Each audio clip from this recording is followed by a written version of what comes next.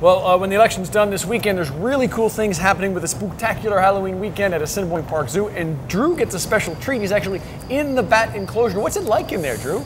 It's very, very, very, very warm. They've got this little heat lamp that we're standing directly underneath because it would give us the best shot for the show. So that's one important thing to know. However, I have discovered something very important about the zoo experience that could change things the next time you visit Assiniboine Park Zoo.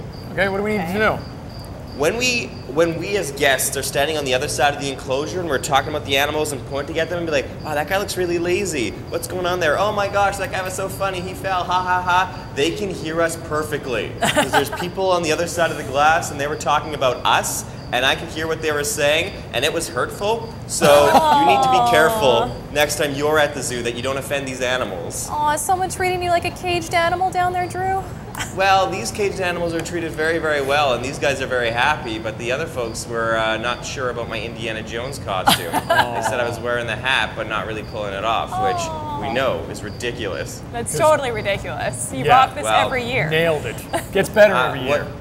What's also ridiculous is how close we are to these bats, and the guy who can tell us a little bit more about these is Shane Pratt. First of all, Shane, thanks for letting us get inside of this enclosure here. Well, thanks for coming. It's really nice to meet you. All right, these bats, they just look so massive. Can you tell us a little bit about this particular species of bat? Yeah, so these ones are Indian flying foxes, and they belong to a family of bats called the flying foxes, which are the largest bats in the world.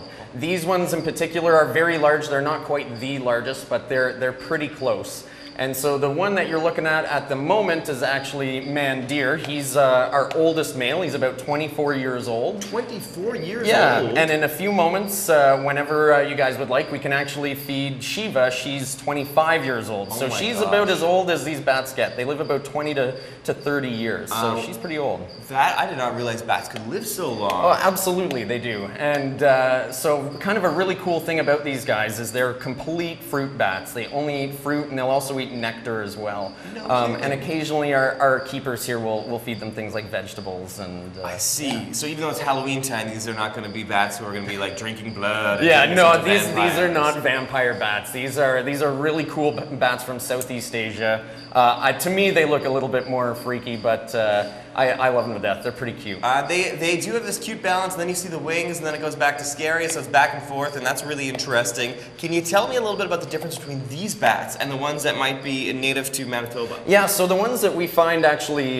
here, things like little brown bats or big brown bats, are mostly insectivores. So they'll eat things like, oh, Shiva's on the move. Classic Shiva. They'll eat things like mosquitoes and flies and all kinds of things, moths and whatnot, whereas these guys are complete fruit eaters. And of really importance to note, these guys are actually not endangered. Some of these fruit bats are, due to deforestation and things like that. And in Canada, we have a bit of an issue with a fungus that's coming through, and it hasn't quite hit Manitoba yet.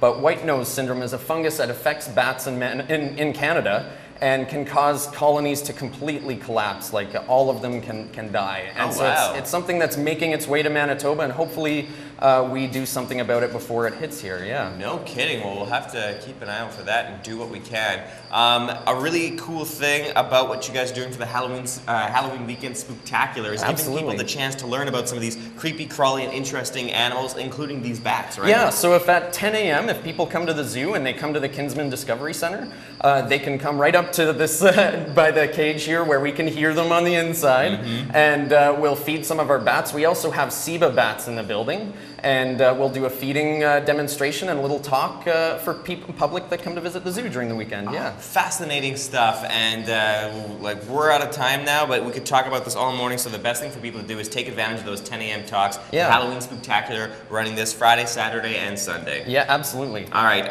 we're going to take a little break on breakfast television, but as we're wrapping it up here, it's time to give these bats their breakfast. If you want more information about the Halloween festivities, get the details on the BT website, breakfasttelevision.ca.